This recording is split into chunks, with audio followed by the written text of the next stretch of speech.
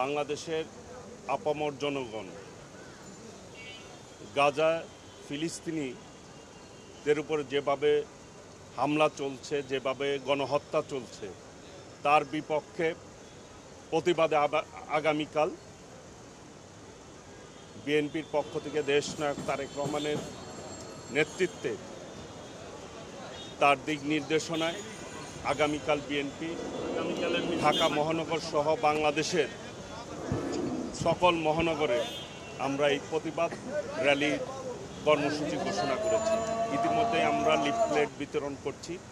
বাংলাদেশের ধর্মপ্রাণ মুসলমান সহ শুধু মুসলমান না, সব শ্রেণীর গোত্রের লোকেরা এই মিছিলে অংশগ্রহণ করবে আমরা মনে করি। কারণ মানবাধিকার লঙ্ঘন হচ্ছে, গণহত্যা চলছে, শিশু বাচ্চাদেরকে হত্যা করা হচ্ছে, নারীদেরকে হত্যা করা হচ্ছে।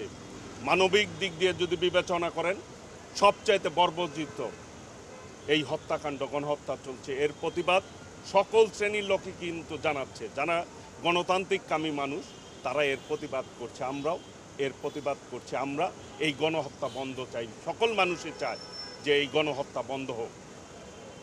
হত্যা কখনোই কিন্তু কোনো কাম্য না, এই ধ্বংসযোগ্য কারো কিন্তু কোনো কাম্য না। মানুষ সকলেই তার অধিকার চায়, যার যার অধিকার নিয়ে সে পথ চলবে।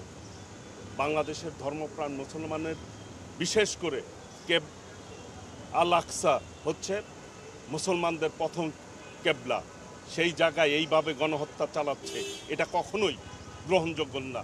আমরা তীব্র ভাষায় নিন্দা জানাই, প্রতিবাদ জানাই এবং জাতিসংঘকে আহ্বান জানাবো এই হত্যাকাণ্ড যাতে বন্ধ হয় সেই ব্যাপারে সর্বোচ্চ পদক্ষেপ গ্রহণ করা। ঢাকাবাসী সহ ঢাকা বিভাগের সর্বোচ্চরের লোকজন অংশগ্রহণ করবে।